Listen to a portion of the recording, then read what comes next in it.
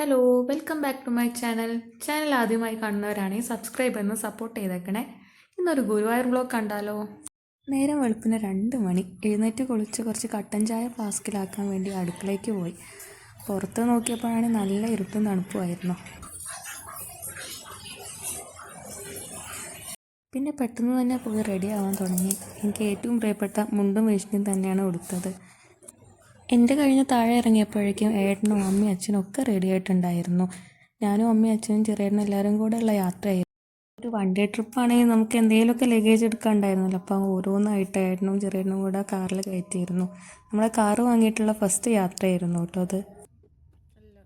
2 മണിക്കൂറിൻ്റെ യാത്രയ്ക്കിടയിൽ ഞങ്ങൾ ഗുരുവായൂർ എത്തി. ഞങ്ങൾ എത്തിയപ്പോഴേക്കും ഒരു 4-4:30 ആയിരുന്നു. മുല്ലപ്പൂ കണ്ടതോടെ പിന്നെ എനിക്കും അമ്മയ്ക്കും അത് വാങ്ങിയേ പറ്റുള്ളൂ. അങ്ങനെ അതൊക്കെ വാങ്ങി ഞങ്ങൾ അങ്ങോട്ടും ഇങ്ങോട്ടും ചൂടി കൊടുത്തിട്ട് ക്യൂവിൽ നിൽക്കാനും പോയി. ക്യൂ കണ്ടപ്പോൾ പെട്ടെന്ന് തന്നെ മനസ്സിൽ ഗുരുവായൂരപ്പാന്നൊന്ന് വിളിച്ചു പോയിട്ട്. അത്രയ്ക്കും തിരക്കായിരുന്നു. ഞങ്ങളൊരു ഒഴിവ് ദിവസം ഞായറാഴ്ചയായിരുന്നു പോയത്. പക്ഷെ എന്താണെന്നറിയില്ല, പെട്ടെന്ന് തന്നെ ക്യൂ എല്ലാം നീങ്ങിയിരുന്നു കേട്ടോ. പെട്ടെന്ന് തൊഴാൻ പറ്റിയ ഞങ്ങൾക്ക്. ശരിക്കും പറഞ്ഞാൽ ഒരുപാട് കാലത്തിന് ശേഷം ഗുരുവായൂരപ്പനെ ഇങ്ങനെ തൊഴാൻ പറ്റുന്നത്. അത്രയും നന്നായി സമയമെടുത്ത് തൊഴാൻ പറ്റി.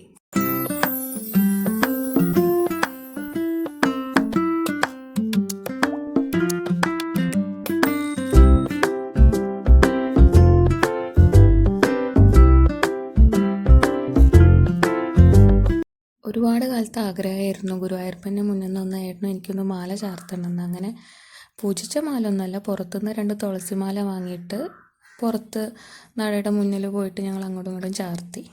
അപ്പോഴേക്കും പിന്നെ രാവിലെ സമയം ഒരു 9 മണിയൊക്കെ ആയിരുന്നു. അപ്പോഴേക്കും നല്ല വിശപ്പിൻ്റെ വിളി വന്നിരുന്നു. അങ്ങനെ അമ്പലത്തിൽ പോയാൽ പിന്നെ ഒരു മസാല ദോശ പതിവാണല്ലോ. അപ്പം അങ്ങനെ മസാല ദോശ കഴിച്ചു. പിന്നെ ഒരു പൂരി വാങ്ങിയിരുന്നു, അതും കഴിച്ചു. അങ്ങനെ അവിടെ നിന്ന് ഗണപതിയുടെ അവിടെ തൊഴുതിട്ട് കുറച്ച് നേരം അവിടെ പോയിരുന്നു.